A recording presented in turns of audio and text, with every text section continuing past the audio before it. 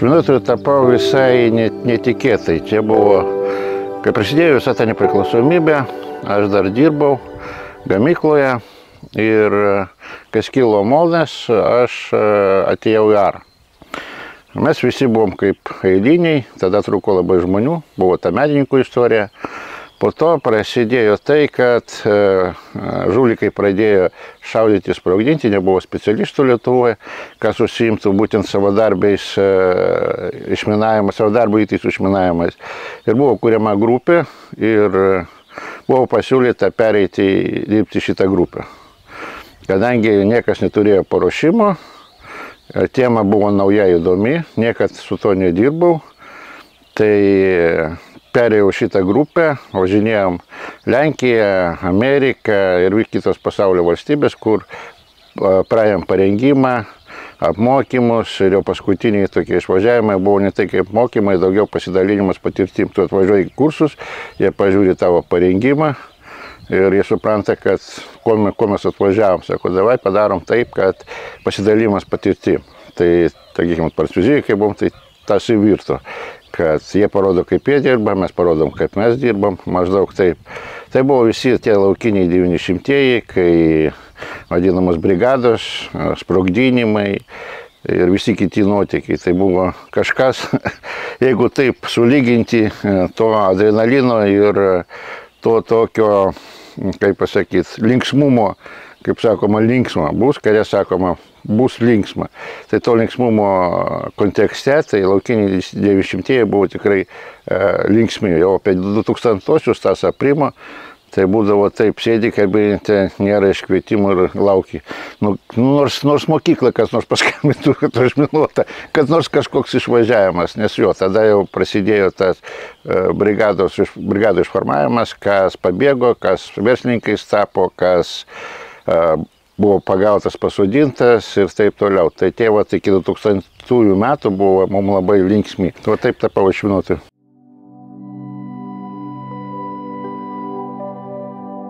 Praktiškai kiekvienas iškvietimas jis yra skirtingas. Savadarbės bombos nesikartoja, praktiškai nesikartoja.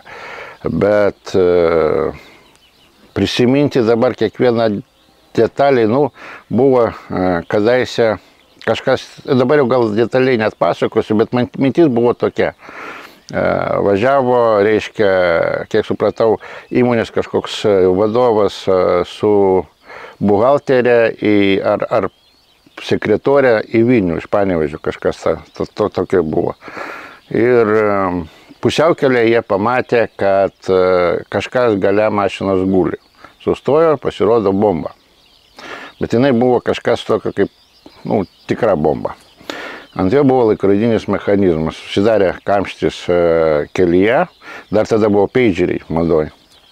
Mes atvažiavom, visą tą dalyką, kitaip sakant, mūsų vyrai išminavo, tada ne aš dirbau, bet istorija įdomi.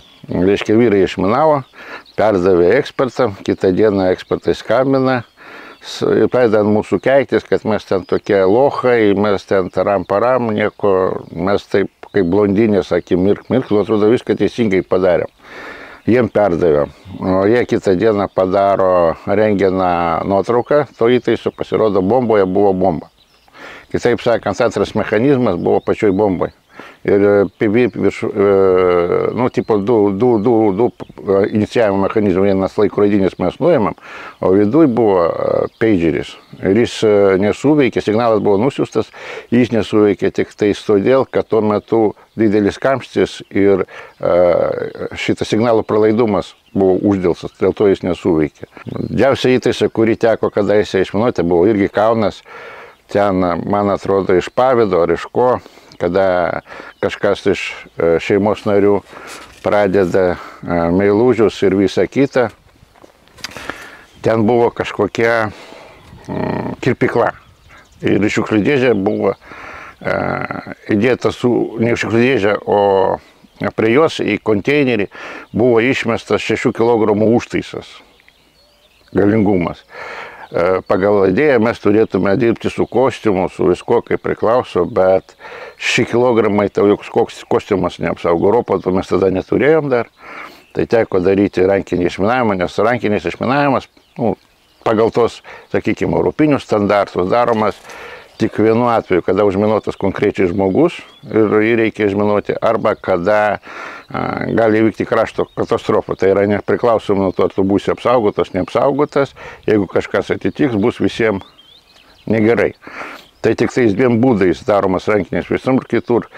Tu arba priemonės naudoji, ten kablius, visokius įrankius, vandens patrankas, arba robotus. Tai yra mažai, bandoma kuo mažiau rizikuoti, kuo mažiau prieiti prie užtaiso. Bet šiuo atveju nebuvo pasirinkimo, mes nuėjom išminavom. Tai tokie daugiau įsimintinesni, įdomesni dalykai. O taip standartai, kiekvienas iškvietimas, tu nežinai, kas tavęs laukia, tu važiuoji į nežinią. Kokios reikalingiausios savybės yra išminuotojui? Ateina žmonės ir dažnai žiūri Holivudo. Holivudas tai yra sėdi kažkur pasaloj, važiuoja kažkokia technika, paspaudi mygtuką, ten radio bangom arba laidais valdoma ir viskas sprogsta, viskas gražu. Tai yra vadinasi Holivudas. Tai prisižiūri ir galvoja, kad mūsų darbas vien nuotykiai. O viskas atvirkščiai. Mūsų darbas yra pagrindinė inžinerinė žvalgyba, kur tave pastovi šaudo, kur tu neturi priedangų ir tu turi būti šaltas. Pirmas dalykas šaltas, antras dalykas absoliutus stabdis. Tavo veiksmai neturi aplenkti proto. Jeigu būsi cholerikas ir tavo veiksmai aplenks protą, tai tu labai greitai žūsi. Jeigu tu žūsi dar pusę velnio, bet tu gali pražudyti šalia esančią komandą ar komandos narius. Tai pirmas dalykas turi būti stabdis, neskubantis labai, gerai galvojantis, kažkiek linkęs prie technikos, elektronikos, tai gaudantis mechanikoje, besigaudantis elektroniką, mėgstantis tai daryti. Ne tik gaudyti, bet mėgti tai daryti. Laisvalaikiu kiekvienas ten arba kažką konstruodavo, arba kažką tai su elektronika darydavo, arba su mechanika, tai ir pastoviai būdavo darbas. Ir trečias turi būti absoliutus šaltakraujiškas. Kitaip sakant, šalia tavęs sprogsta sviediniai, tu toliau dirbi savo darbą. Tai maždaug tokie dalykai čia yra karo, reiškia specifika. Bet panašus principas turi būti ir jeigu tu dirbi komforto zonoje, kai, sakykime, su teroristiniais arba savadarbiais, ten kriminaliniais, lygiai tas pat, tu neturi skubėti, tu turi galvoti, protas, veiksmai neturi aplenkti protą. Ir nežiūrint, koks tau daromas spaudimas, ten iš šono ar ką, tu turi stovėti tą moralinį spaudimą ir padaryti taip, kad nenukentėtų žmonės ir tu pats išliktum gyvas.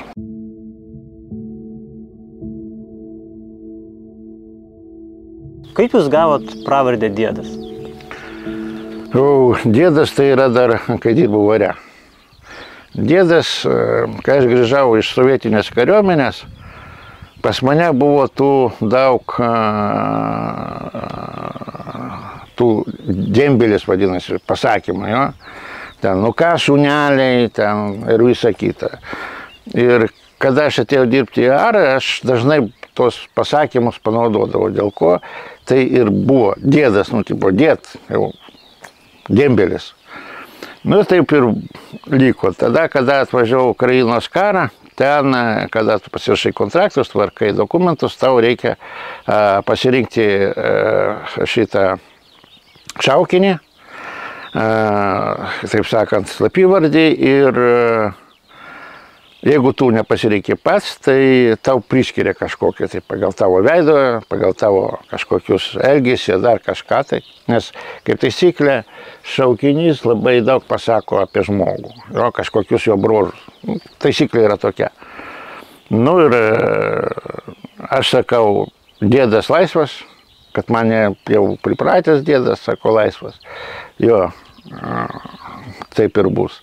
Bet iš tikrųjų tai jis pritapo net ne dėl to, kad jis senas, o dėl to, kad iš tikrųjų savo padalinėje buvo tik tais per 2 karo metus, daugiau kaip 2, tik tais 3 žmonės, kurie buvo pagal amžių vyresni už mane ir kariavo, realiai kariavo.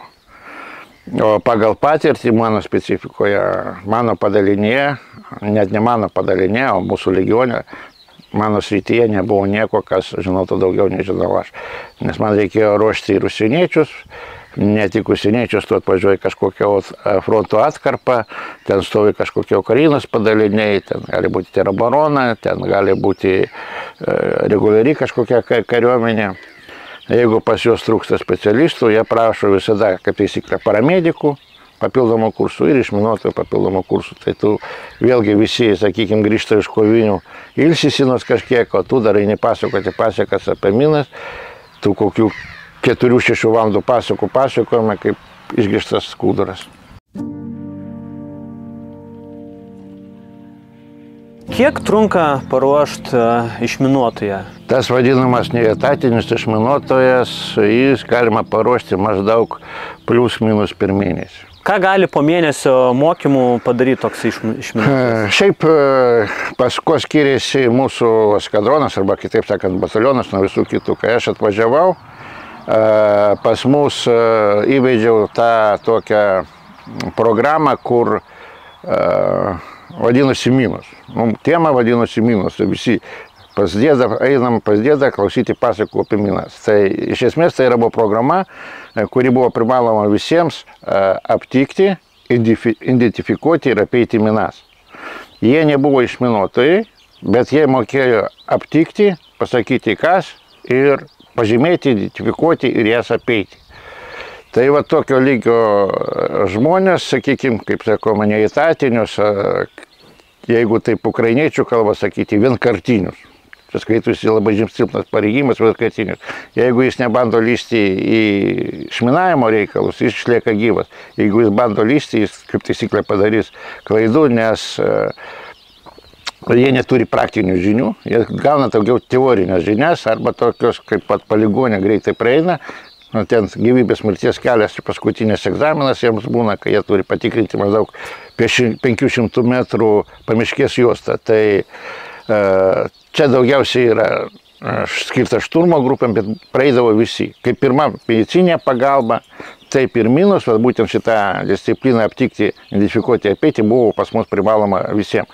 Ir tai davė rezultatą, kad jeigu kitose padaliniuose nuo minų ir visokių dalykų žudavo ir buvo sulošinta daug žmonių, tai per tą laiką, kol aš buvau, pas mane arba mūsų eskadronė nuo minų nežuvo nei vienas žmogus ir nei vienas nebuvo sulošintas per tą visą laiką. Ir jie visada sakydavo, dėdai, ačiū tau, tai yra net praktiškai po pirmų kovinių. Kada atvažiuoja žmonės į karą, jie daug nežino ir jie praeina tą jauno kario parengimo kursą, jis trunka maždaug apie 2-3 mėnesius, žiūrint kokią grupę, koks jos lygis. Tai jie į tai žiūri kaip į pasaką, dėl ko sakau pasakos apie minas, jie į tai nežiūri rimtai. Bet kada jie išvažiuoja pirmas kovinius ir pamato, su kuo susidarė, tada pamato, kas realiai jiems reikalinga, kas ne. Jie grįžta rotaciją, tada prašo pakartok kursą. Jie supranta, ant kiek tai yra svarbu ir ant kiek jie, kaip sako, užkalė, kad neišgirdo manęs, kai aš jam pasakojau. Net jeigu jie praėjo tą gyvybės ir mirties kelią, tas žinias visada reikia kartoti. Čia kaip ir pirma medicininė pagalba. Sakykime, tu žinai, kas pas tave vaistinėlėje, tu žinai, kaip uždėti turniketą, praeina 3 mėnesiai, kaip uždėti turniketą, tu prisimeni, kaip užtampuoti prisimeni, o atidarai vaistinėlę, tu jau kai kurių dalykų neprisimeni, kas ten yra ir kam tai skirta. Tada vieni pas paramediką sakai, primink man. Tai lygiai tas pats šitam darbe. Plius kiekvienas frontas, kiekviena atkarpa kažkas naujo ir tu, kada būni fronte, atvažiuoji rengimo centrą, tu kiekvieną kartą įveidi kažką naujo, naujos įvadinius dalykus, kas naujo atsirado, kaip su to dirbti, kaip tai aptikti, kaip tai identifikuoti, nu ir kaip išgyventi, kad nežūti. Tai, sakykime, toks parengimas maždaug galima paruošti taip, ne kasdieną, pabiški, nes kasdieną tas pasakos neįdomas, maždaug per mėnesį gali paruošti grupę, kaip sakau, neetatinis išminuotojas. Jeigu paruošti aukštesnio lygio žmogų, tai užimtų maždaug 2-3 mėnesius, bet pas mane buvo visada atranka. Atranka ta prasideda nuo laukia užkasi 5 kokias prieštankinės minas, 5 priešpėstinės minas. Duodi jam metalų, kaip dirbau, sakykime, 5 žmonės, kurie nori į grupę.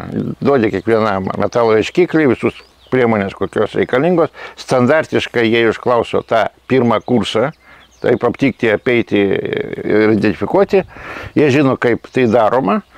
Ir, sakykime, 300 metrų teritorijoje tu duodi jiems, sudarai sąlygas dirbti kaip grupė, surasti tas minas. Jie dirba pilna ekipuotė, šalia stovi garsiakalbis, jungtas garsas. Ir ten, kas maždaug 5, kas 7 minutės, išėjimas, atėjimas. Kiekvieną kartą išėjimas, tu turi atsigulti, sproksta, atsikeli, toliau dirbi. Kada tu padirbi taip 5, 7, 8 valandas, tu pamatai, ant kiek tai sunki realybė. Ir iš tų 5 lieka 1-2. Tai pirmas dalykas prasideda nuo atrankos, kuri, kaip sakoma, labai priartinama prie realybės, ne prie Holivudo. Toliau jau su tais žmonėmis pažiūri, ant kiek, vien tik tai, kada jie dirba tokioj, jau per tokią atranką, tu pamatai, kas iš jų cholerikas, kas iš jų stabdis, kas jau tinkamas. Kas dirba, tiesiog dirba nuosekliai ir nepanikuoja, kas pradeda užknyso, dar kažkas, jau viskas, tu gali tą žmogų iš karto minusuoti, jis jau nebus tinkamas. Jis ir anksčiau ar vėliau jis pavargs labai greitai. Toliau jau su tais žmonėmis tu pakartoji tą patį kursą, bet žymiai detaliau iki smulkmenų tą visą programą, teoriją, praktinius dalykus. Ir paskutinis, kas būna, jeigu yra galimybė išvažiuoti dirbti į tikrus minų laukus pafrontėje. Tai yra kažkur praėjo frontas, priešas atsitraukė, paliko užminuotas teritorijos, tai tikri minų laukai. Tikrus užminuotos teritorijos, vienintelė sąlyga, kad į tave dar čia nešaudo. Tu turi šiek tiek laiko, tau nereikia skubėti, tau nereikia slėptis, tu dirbi ramybės būsenoje, bet tu atidirbi tikruose minų laukuose. Ir tai trunka maždaug apie mėnesį, pusantrą, žiūrint, kiek tu turi laiko, iki kitos užduoties, kiek ta rotacija vyksta ir panašiai. Tai va tie žmonės, kurie praeina va tokią parengimą, visada būdavo Ukrainos fronte neįkainuojami. Iki šiol jie kariauja, dabar, sakykime, kadaise aš juos rengiau, dabar jie jau dirba instruktoriais, kitus rengia, nes išminuotojų visada trūko. Ir aš labai pergyvenau, kad manęs gali neužtekti, aš paliksiu Ukrainą, taip ir neparuošdamas savo pamainos. Vis dėlto aš sugebėjau tai padaryti, džiaugiuosi, kad tie žmonės, kurie su manim praėjo Chersonas minų laukus, kitus minų laukus, jie dabar mokina kitus, nes ta patirtis yra neįkainuojama. Tikrai neįkainuojama. Ar mokymų metu susižaloja kareiviai? Gal net žūsta? Ne, pas mus nei karto. Pas mane per visus 2 su viršų metų. Aš kalbu apskritai. Visko būna, žiūrint, koks parengimas. Taip, visko būna. Jeigu parengimas sausas, jeigu parengimą arba mokymą praveda žmonės, kurie neturi karinės patirties, tai yra teoretika. Jo, pagal, arba, kaip mes sakom, vadovėliniai instruktoriai. Tai vadovėlinis instruktorius, jis nežino kai kurių niuansų. Kas atsitinka, kaip tai veikia, į ką reikia daugiau atkreipti dėmesį, ką akcentuoti, ką tu gali panaudoti, ką negali. Tos visus yra tokios, kaip aš sakau, nežymios detalės, kurios yra labai svarbios. Teoretikas jų nežino, nes jis niekada nebuvęs fronte. Jis su to nebuvo susidūręs. Ir kada tokie teoretikai rengia, jie nežino kai kurių niuansų, ką reikia atkreipti dėmesį, kas yra labai svarbu. Tada taip būna. Sakykime, praėjus Chersonos minų laukus, mes nerašom vienas kitam pažymėjimų kažkokiu tai. Dabar, kad tu užimti kažkokias pareigas, kad galėtum dirbti su dokumentais, gauti ten, tą biurokratinę visą sistemą, tu turi gauti pažymėjimą. Jo? Tai po Chersonos minų laukų 2 mano, sakykime, ginklo broliai buvo išsiųsti į Ukrainos, reiškia, išminuotojų rengimo centrą. Ten 3 mėnesiai vyko parengimas. Antrą savaitę aš jiems skambinau, sakau, kaip sekasi, jis sako, dėdai, tu nepatikėsi, mes per 1,5 metų karo tiek nežygiavom, kiek čia žygiavom per 1 dieną. Tai yra ten instruktoriais dirbo neturintys karinės patirties, tiesiog teoretikai, jie gal ir geri instruktoriai, moka dėstyti gerai, bet yra niuansai. Ir sakau, kaip, sako, tu nepatikėsi. Mūsų mokina imti po 4 minas, nešti ir dėti. Sakau, kaip mums pasakojo, tai mes už pilų laikėmės, žvengiam. Tai sako, dieną mes užsiėmimuose, vakare ateina kursantai pas mus ir sako, pasako, kaip yra realybėje.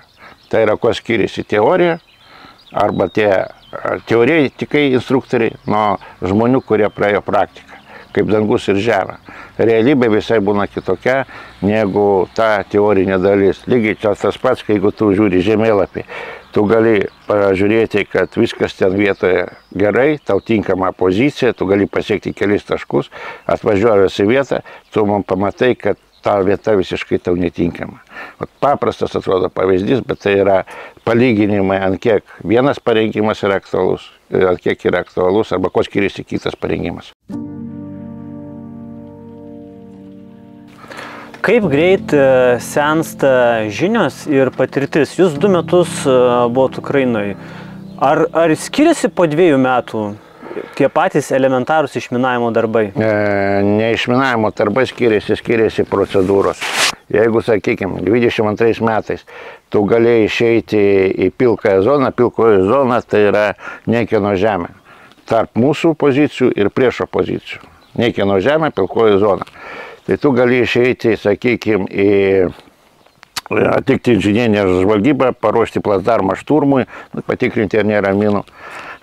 Kokia grupė galėjo išeiti ten 8-12 žmonių. Tai yra 4 išminuotojai ir kokie 4-6 žvalgai, kurie pridengia tavo darbą. Dronų nėra. Aišku, tu biškai įsiskirstęs tos laikaisi atstumus, bet tokia grupė galėjo išeiti dirbti. Ir ten daug dievė, jeigu ten tavo Arlanas pamato, vis dėlto ten, vėlgi yra ten tos procedūros ir visa kita. Tai 23 link 24 daugiau 3, kaip sako, больше 3 не собираться. Tai yra, jeigu kažkur tai daugiau 3 žmonių, ne tik vienoje vietoje, bet šalia, jau buvo pavojinga, nes gali atskristi sviedinys, jeigu dronai pamato. Tai tu jau pradedi dirbti be priedangos, arba išeina vienas išminuotojas, vienas žvalgas kaip priedanga, arba 2 išminuotojai, vienas žvalgas, taip va. Plius minus 2-3 žmonės, bet jie jau ne vienoje vietoje.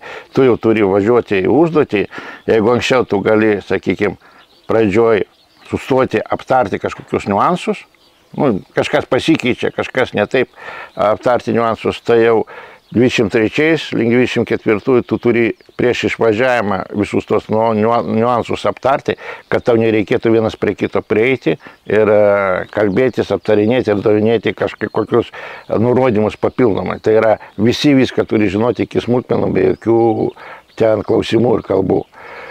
Jau 24 mes į užduotis eidavom tik naktimis. Tai aerodrono buvo taip, kad nesvarbu, ar tu ten vienas eini, ar 3 eini, dienos metu jau negalima buvo dirbti, privažiuoti ir taip toliau. Tai yra, išeini užduoti naktimis, nes naktį dar buvo nepakankamai dronų su termovizoriais. Tai ant kiek kinta frontas, ant kiek kinta procedūros ir kiek tu turi keisti savo darbą, tai yra saugumo lygis mažėja, nes tu dirbi 1-2, 3 maksimum. Tu jau beveik niekada neturi priedangos ir tas priedanga minimali. Tempai didėja. Tai yra, jeigu nusviedinio užtenka ten atsigulti kažkokį griovį, duobę, dar kažkas, svarbu, kad tave neužkabintų skeveldras. Tai nuo dronų tai jau neišgelbės ir sudėtinga išlikti gyvam. Kuo toliau, to sudėtingiau, tu kiekvieną kartą turi galvoti, ką reikia papildomai padaryti, kad išlikti gyvam. Tai yra, tempas pastoviai didėja, išėjimai sudėtingėja ir kad išeiti, tu turi žymiai detaliau viską planuoti.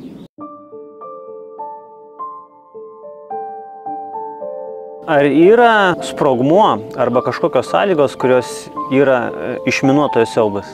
Mums, nežinau, turbūt tai buvo vienintelė grupė, kuri Ukrainos fronte susidūrė su pačiom naujausiom rusiškom minom. Seisminės, magnetinės, prieš bokštinės, kurių... Papasakok truputį smulkiau. Kas yra seisminė? Seisminė, tai šitas Afganistano kare buvo sukurtos tokios pirmos elektroninės minos, kur jau valdomas elektroniniu būdu. Tai yra statomas blokas, iš jo išeina 5 seisminiai davikliai, prie kiekvienos priskiriama mina OZM. Ir jeigu eina kažkur karavanas, jinai užfiksuoja žemės vibraciją nuo tavo žingsnių, perduoda signalą į pultą. Pultas duoda signalą sprogimui. Sprogsta pirma mina, eina kažkas toliau sekantį ir taip iki 5, su 5, kada likviduojasi 5, susinaikinamas pats mechanizmas. Tai, sakykime, suprasti, nuo ko įvyko sprogimas, labai sudėtinga, kada tu užkabinės, tam padar kažkas, viskas aišku. O čia tiesiog žmogus eina, įvyksta sprogimas ir negali suprasti, nuo ko. Jos daugiau skirtos kolonoms, bet ne pavieniams. Jos tiesiog dirba nuo seismikos, ten gali būti ir pavieniai, gali eiti kolona, jinai neatskiria, jinai tiesiog fiksuoja žemės vibraciją. Tai yra su elektronika, yra kur sudėtinga, visi galvoja, kad elektronika kažkas stebuklas, ne. Jis yra suprogramuotas kažkokiam veiksmui, judesiui, vibracijai, metalo pojūčiui, magnetinės metalo pojūčiui. Ir taip toliau. Jos tiesiog suveikia, kai gauna reikiamą, sakykime, tu gali pastatyti kažkokį užtaisą su judesių davikliu. Ten nebūtinai gali būti užeiti žmogus, gali užeiti šernas, gali užeiti stirna. Jinai skleidžia šilumą, ten juda, užfiksuojamas tas judesys ir vyksta sprogimas. Ir dažnai būna taip, kad mes laikom pozicijas ir visi sako, nežinom, kažkodėl tai ramu, mes niekur neinam, o ten kažkas sprogsta. Sakau, nu tai žvėris užkabino to, tam pas nėra ką, reiškia, per tą pusę geriau neįti, tą pusę stipriau užminuota. Reiškia, jie pastatė kažkokių dalykų ant to tampos. Eina žvėris, bėga nuo tų šaudimo sprogimų, užkabina ir sprogsta. Tai lygiai tas pats ir čia, tai jo suveikia nuo kažkokio signalo. Tai gali būti visai ne tas signalas, skleidžiamas ne nuo to, bet sukelia tam tikrą virpesį, ten šilumą skleidžia arba judesį duoda ir taip toliau. Tai Chersonas minų laukuose dirbant buvo magnetinės, tai prieštankinės kaip taisyklė magnetinės, tai jas prie jų negalima prieiti, tai vėlgi naudoji paprastą metodiką, nuo savęs nuėmė visą metalą, paėmė pagalį, ilgesnį uždėti papildomą užtaisą ir sunaikini. Problema ta, kad mes stengiamės tokias kaip galima nepalikti, nes civiliai nežino kas tai ir jie gali pasiimti, galvoti, kad ten kažkokia balvanka guli ir neaišku kokia forma. Tai jeigu aš visada sakau, netudėjai, netuimti, nežinai, nekliudai. Maždaug iš tos serijos. Tai seismika dabar, jeigu paimti POMA 3, tai jeigu ten buvo Afganistano ant 5 minų, tai dabar jinai ne didelė, su seisminiu tokiu davikliu žemę. Jos kasėtinės yra, bet dabar rusai gamina pastatymą rankiniu būdu. Gali tiesiog numeti, per minutę laiko jinai atsistoja kovinę padėtį ir viskas, eina žmogus, jis sukelia žemės vibraciją, ta mina sugeria tą vibraciją ir priima sprendimą sprogti ar nesprogti. Vat ir viskas. Lygiai tas pats POM2. POM2 tai yra kasetinė mina, kuri kaip atotampas tokius 4 siūlius naudoja. Vėlgi tie siūleliai blogai labai matosi, jie taip įsikomponuoja, ypač žolė, tai tu jos praktiškai nepamatysi, pati mina jinai neaukšta ir ten 300 maždaug gramų spaudimo, tik taip prisilietimas ir jinai sprogsta. Tai vėlgi su šitom visais dalykais labai sudėtinga dirbti, juos aptikti, kaip ir magnetinės, kaip sakau, kaip šitos, ne visada gali viską identifikuoti, tai daromas apskridimas su drono pagalba, kad kažką tai įvertinti situaciją. Tai prieštankinės tu visada pavadysi su dronu, nesvarbu nedidelis aukštis, 3-4 metrai, apskrendi, tu jau kažką tai pamatai, jeigu kameros raiška gera. Ir tada jau priimi sprendimą, ką tau daryti, kaip tau eiti, kokius atsargumo lygius laikytis. Tai tos pačios naujausios minos, kurias mes ten susidūrėm, tai jau tą vadinamą priešbortinę, tai nedidelis tokia balvanka, sparneliai, seismika ir mikrofonai. Jinai, reiškia, budėjimo režimas iki 10 dienų. Jeigu 100 metrų jinai pajunta, reiškia, šarvuotos technikos judėjimą, seisminiai davikliai, tada įsijungia elektronika ir pagal garsą jinai galvutė reguliuojasi, ten kampą gali pasirinkti ir iš šonos pasisukti. Jinai prisitaiko, lieka maždaug 50 metrų iki technikos, gaunasi šūvis ir suveikia smūginio branduolio principu. Tai yra toks lęšis, kuris pramuša bokštą iš viršaus. Bokštas, kaip visada, iš viršaus yra pats viršus, pats ploniausias beveik dalykas. Bet čia jau, sakyčiau, hibridinė tarp minos ir kažkokių prieštankinių ginklų. Taip. Nu, čia yra vadinasi prieštankinė, priešbokštinė mina. Yra tik tai elektronika. Tai vienintelis jos minusas budėjimo režimas 10 dienų. Tai tu gali maždaug apskaičiuoti laiką koviniam, nekoviniam, bet vėlgi mes visada imdavom patį blogiausią variantą. Nes jeigu mums pasako, kad pats maždaug terminavo tokių laikų, mes nepasitikėdami jokią informaciją, mes visada dirbom su pačiu blogiausiu variantu, tai yra, kad jinai koviniam ir tu priimi, kaip dirbi pagal procedūrą, kad jinai koviniam. Nes jeigu tu galvosi, kad jinai nekoviniam, gal ta informacija gali būti netiksli, o gali būti kažkokia diversinė grupė neseniai praėjo ir taip toliau, tai visada imi patį blogiausią variantą. Kaip sakoma, tikėkis geriausio, ruoškis blogiausiam, daryk ką privalai ir bus kas bus.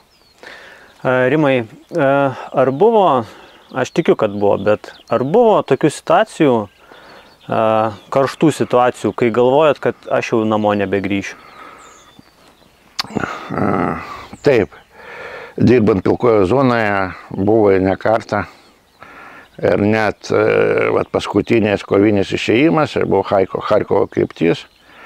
Taip, kodėl mus išleido ir mus nesunaikino, aš nežinau. Bet kada tu eini, bet toks oras, saulė šviečia, debesėlių nėra.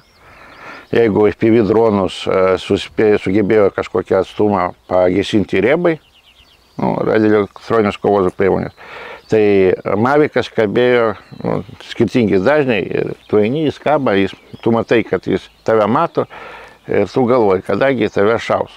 Asmenosvaidžiai lėtai judančius taikinius gali sunaikinti ir labai greitai. Tai kaip mūsų išleido, mes buvom, reiškia, užėję pilkąją zoną, tai reikėjo patikrinti kvadratą.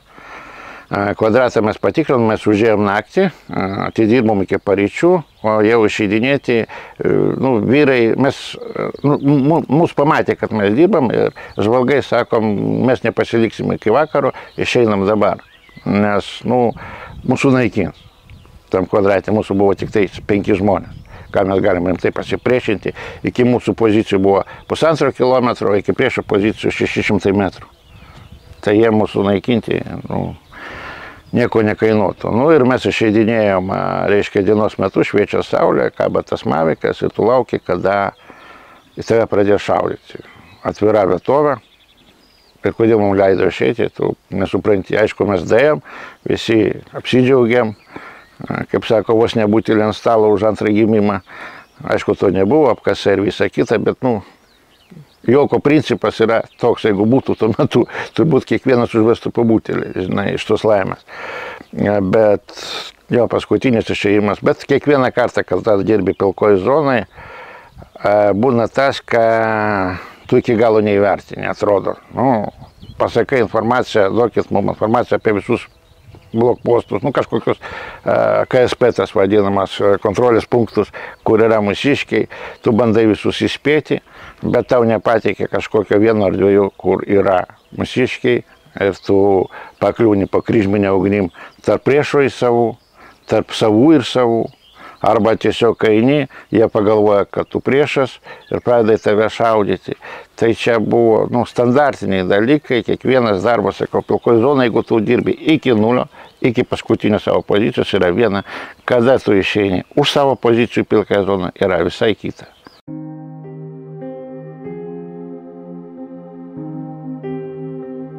Kaip Ukrainos karas pakeitė jūsų sampratą apie karą, modernųjį karą? Ar dar liko kažkoks holivudinis filmas, kuris bent dalim primintų karą, koks jisai dabar yra? Ne. Nieko neliko. Tai prasidėjo nuo pirmų kovinių išėjimo, kada tu susiduri realybę, tu pamatai, ko skiriasi Holivudas nuo realybės. Tai, sakykime, pirmi mano koviniai, ten keli buvo Nikolajeve, tai ten buvo, sakykime, palyginus su visais kitais pasivaikščiojimas Gedimino prospektu, kada tau reikia pamiškės juostą pravesti ten žvalgybinę grupę, kurie atlieka kažkokią diversiją ir taip toliau. Ten tada dar ne per daug minavo, daugiausiai naudodavo kriaušės, kriaušės tai yra ant šakų granata ir kabliukai, kad užkabinti, jos buvo sudėtingiausias man. Tų tampa visada gali aptikti, o su šitais ant šakų gali nepastebėti. Tai, bet nieko rimto nebuvo, tai atrodo viena, į tave ten pašaudo, nieko baisaus. O darbas guliai polė, praktiškai reikėjo per naktį suformuoti grupę ir rytą išeiti dirbti į pilkąją zoną. Tai iki guliai polė nebuvo kaip tokios išminuotojo grupės, visada pakaktavo manęs, o jau situacija guliai polė gavosi taip, kad britai išvažiavo sprogo, ukrainiečiai išvažiavo sprogo, ukrainiečių išminuotojai išėjo dirbti į pamiškės juostą užsirovę ant kriaušių 300, reikia paruošti placdarmą šturmui ir nėra kam nuimti minas. Aš tada prašiausi į frontą, nes buvau po rotacijos Kijeve. Prieina, sako, važiuosiu, reikės į Guliai polę, tikrai važiuosiu, atvažiuoju ir man duoda užduotį, aš iki vakaro jau atvažiuoju, duoda užduotį per naktį suformuoti grupę iš tų, kaip sakoma, vienkartinių arba neetatinių, kurie tik tai išklauso tą kursą, aptikti, identifikuoti ir apeiti. Tai yra iš tų žmonių suburti grupę ir kitą dieną išeiti į pilkąją zoną. Aš buvau šoke, tai per naktį susibūrė 4 žmonių grupė kartu su manim ir kitą dieną mes išėjome dirbti į pilkąją zoną. Tai vat, didžiausia tokia visų tų netikėtumų patirtis, tai buvo 1,5 mėnesio darbas Guliai polė apylinkėse, ruošiant placdarmą šturmui, mes ten dirbo maždaug 1,5 mėnesio, kasdieną beveik po 7, 8, 9 valandas. Ugnies santykis 1:50, 1:80 į tave, nes mums neturėjom pakankamai ko atsakyti. Ir kada aš grįžau iš ten, čia dabar pas mane, aš per 1,5 mėnesio numečiau 13 kg. Tai į dieną po 200-300 gramų plus minus. Tai grįžau va toks, kaip skeletas. Ir vyrai, kurie žinojo, ką mes darėm ir kaip mes darėm, uždavė tokį netikėtą klausimą. Dėda ir pas tave nors buvo vienas išėjimas be nuotykių. Ir aš niekada, yra kaip yra, visada dirbi pagal tą kaip yra. Pradedu skaičiuoti ir sakau, per tą 1,5 mėnesio tik tai 2 išėjimai, kur mes tiesiog išėjom ir mus niekas nešaudė, normaliai atidirbom. Jokių diversiniam grupėm nesusidūrėm, nesu ko, tiesiog ramiai atidirbom. Tai 1,5 mėnesio 2 išėjimai. Tai galite įsivaizduoti, koks yra fizinis krūvis, psichologinis krūvis ir kiek tau reikia pasiruošti kiekvienam scenariui, aptarti jį iš anksto, suplanuoti visą šitą dalyką ir panašiai.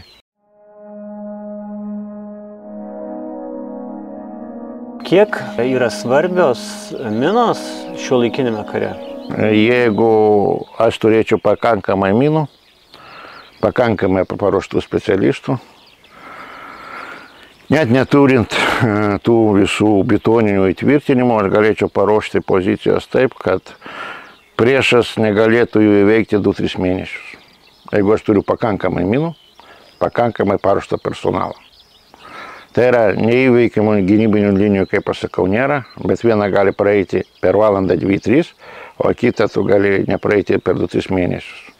Čia tas pats kaip Avdijivkos šturmas, kaip kitų taškų šturmas. Atrodo nieko sudėtingo, nedidelis miestelis, o trunka po 3-4 mėnesius, po pusę metų, po 1,5 metų kai kurie taškai šturmuojami, nepaimami. Viskas priklauso, kaip paruoštos gynybinės linijos, ant kiek profesionalios paruoštos. O minos yra viena iš sudėdamųjų dalių gynybinės linijos, bet kurios gynybinės linijos. Net pridengus profesionaliai savo pozicijas, priešas prie tavęs neprieis. kad ir kaip važiuotų jie ten su tankais, su kažkokia greita eigė, neapsaugota, jie nedavažiuotų, jeigu tu profesionaliai apsiminavai. Kada mes važiavome dirbti Chersono minų laukus, buvo 3 užduotis. Viena paruošti grupę, tai buvo 3 grupė išminuotojų. Antra užduotis išstudijuoti, reiškia, rusų Surovikino linijoje minų laukų struktūrą, nes ten net mes savaitę negalėjom suprasti, kaip viskas išdėstyta, kol neatradom tokį atskaitos tašką. Ir trečia, surasti jose silpnasias vietas.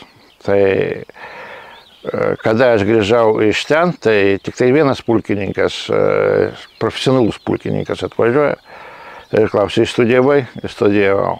Gali pateikti, pateikiau bendrą schemą, bendrą struktūrą, nes ten tokios tikslios nebus, ten atstumai bus skiriami, kiekiai ir visa kita. Bet principas tas pats. Kur silpniausios vietos, pasakiau, kur silpniausios vietos. Ir tai ten daugiau paviršutiniškai, ten nėra silpnų vietų, jeigu taip profesionaliai. Tai kad įvertinti, kaip pas mus sako, užpirko ten 1500, 3000 minų, tai aš pasakysiu, tai yra niekas, absoliutus nulis skaičiais. Mes dirbame maždaug 3-4 kaimo apylinkėse, tai nuėmėm vien tik tai prieštankinių minų, mechaninių prieštankinių minų, mes nuėmėm daugiau kaip 1500. Mes jas skaičiavom, nes reikėjo pateikinėti kas savaitę ataskaitas. Nuėmė, krūvą sudėdį, nufotografuoji ir sunaikini. Tokiu principu dirbom. Dar, o toks techninis klausimas, negalima antrą kartą panaudoti išminuotos minos savo pozicijom įtvirtinti? Galima, bet esmė yra ta, kad jie darydavo sprogdiklius spąstus, o mes neturėjom specialios įrangos, rentgeno aparato arba ten yra tokie specialūs nuėmėjai, jie po to atsirado vėliau, bet mes jų neturėjom ir dėl to viską naikinom. Jeigu dėl ko aš sakau, visą pagalbą, kurie ateina, jinai ateina pavėluotai, kada jau netaip aktualu, tai jau reikia visai kito.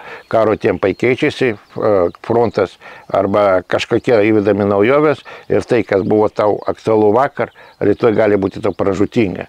Ir tą tu gavai tą, kas šiandien tu gauni tą, kas tau buvo reikalinga vakar, bet jinai tau tampa nelabai aktualu.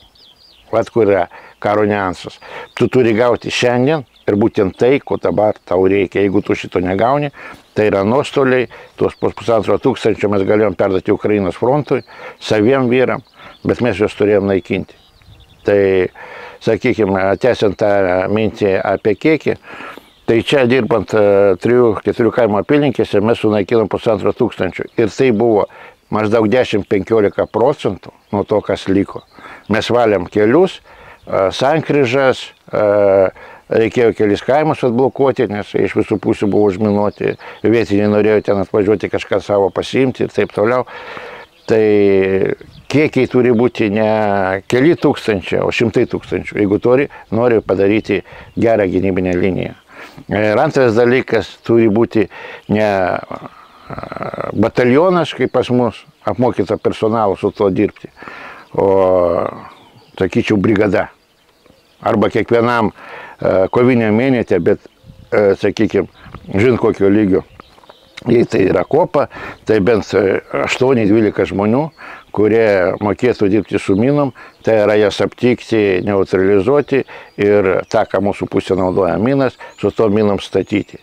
Plius žinoti daug visokių kitų dalykų, ką gamina mūsų gamintojai, nuotolinio sprogdinimo sistemos, kaip su jos dirbama, priešo, kas naujo atsiranda. Tai yra labai, išminuotojas tai yra visai kitas spektras, kaip ir mūsų mąstysena, humoras, aš dažnai sakau, išminuotojų humoras labai ciniškas.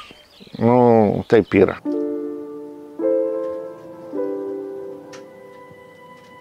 Kaip 2 metai Ukrainos fronte jūs pakeitė kaip žmogų?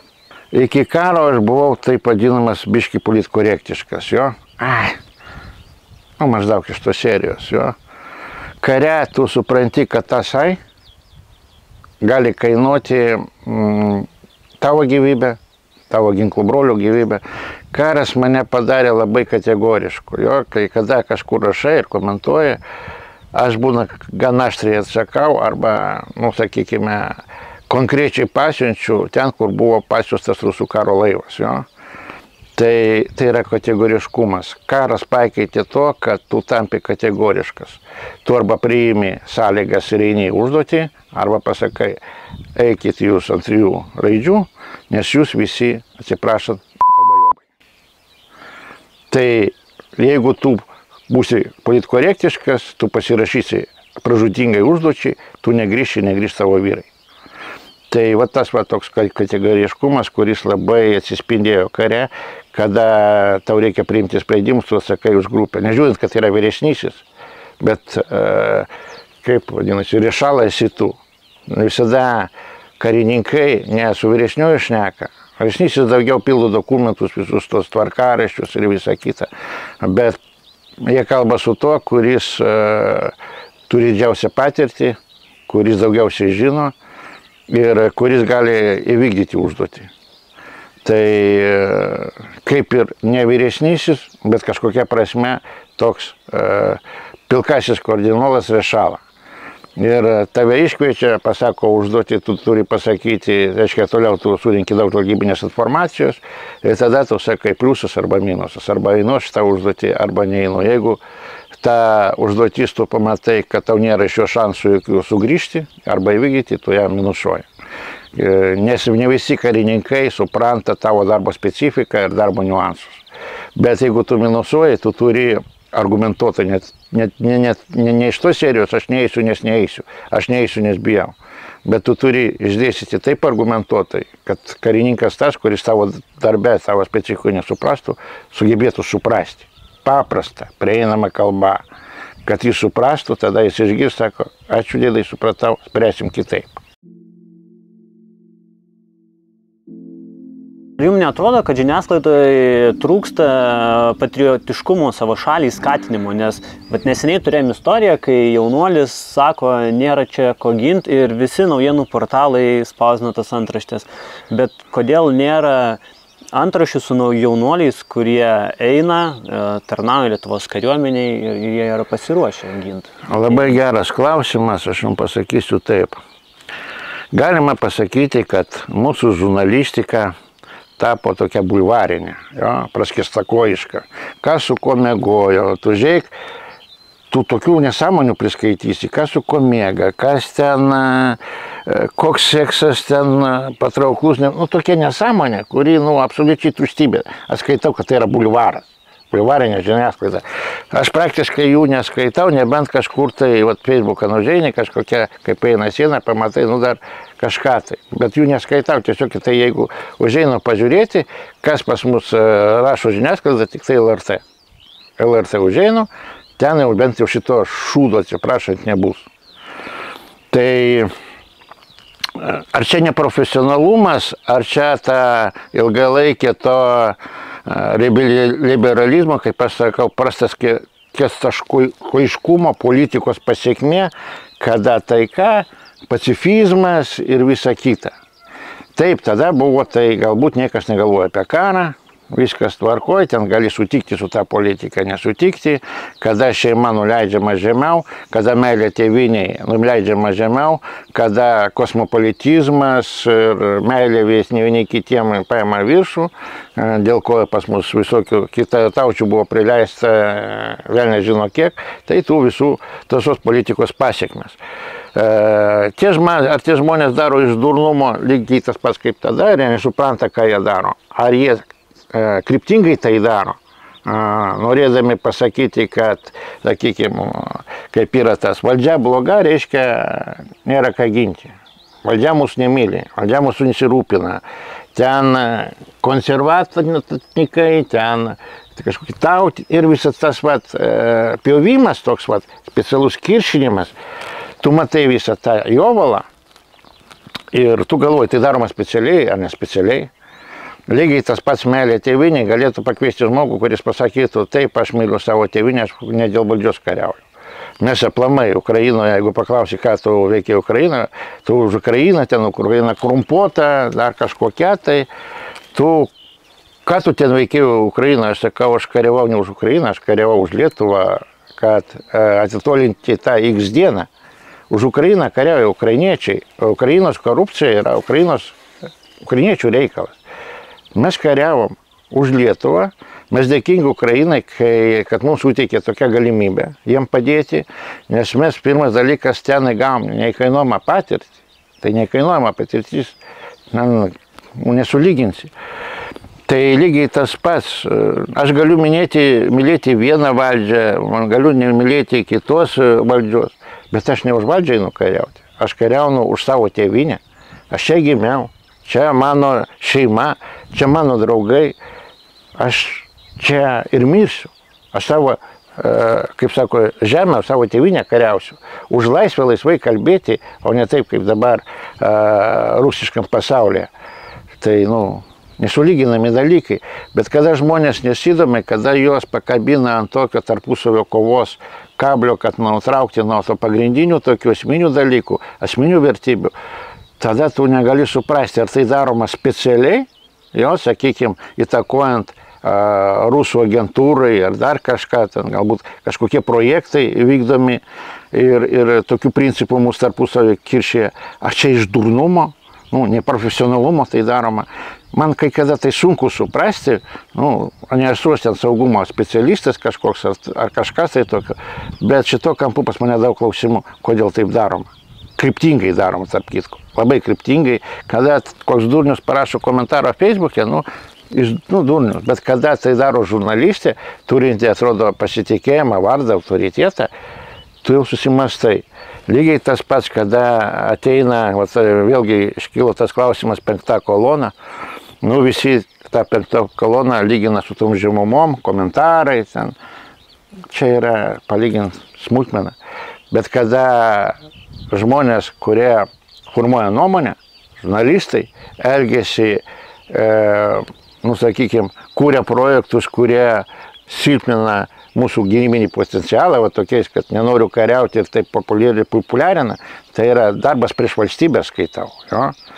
Kada Seimo nariai balsuoja prieš išėjimą iš Otavos konvencijos, tavo sveiko proto tai nesuvokiama. Kada Seimo nariai balsuoja prieš pratęsimą sankcijai Rusijai, tai jie balsuoja už karo finansavimą prieš tave, prieš Lietuvą, prieš tavo tėvynę. Čia nereikia būti didelių proto galiūnų, kad tai nesuprasti.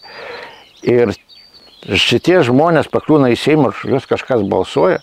Kodėl? Vėlgi tų visų manipulacijų pagrindų, kada sukuriama kažkokia legenda, kad kažkoks ten veikėjas yra gelbėtojas ir jie ateina ir išgelbės Seimą. Kiek tas mūsų, ne Seimą, valstybė, padarys mūsų gyvenimą geresnį, kiekvieni rinkimai nauji gelbėtojai. Tai aš jau tik tai pasijuokiu iš tų naujų gelbėtojų ir prisiminkim ten Drąsos kelias, prisiminkim ten visus kitus projektus. Juokinga. Pabaigai palinkėjimas jaunimui. Ar yra ką ginti? Taip, savo laisvę. Laisvę laisvai kalbėti. Tegul nusišnekėti, bet laisvai. Laisvę turėti savo namus. Mes galim nemylėti valdžios, bet atėjus okupantam mes tos laisvės neturėsim. Laisvę klysti. Ne visada reikia būti teisingu, kai kada ir gera suklysti, kai tave palazdavoja. Sakau, geras spyris į minkštą vietą yra puikus postūmis judėti pirmin. Laisvę pasirinkti darbą. Laisvę už neteisingą žodį nebūti pasodintam, kaip yra tenais. Tai yra, mes daug ko neįvertinam. Neįvertinam to, tu gali būti pacifistas, tu gali būti patriotas, tu gali būti prorusiškas. Bet kada ateina karas, jie kloja kvadratais. Ir jų skeveldros, kaip pasakau, metalo laužas, neatskiria kas tu, pacifistas, prorusiškas, prolietuviškas ir panašiai. Jis kloja kvadratais. Pakliuvai į tą zoną, nepasisekė. Karas.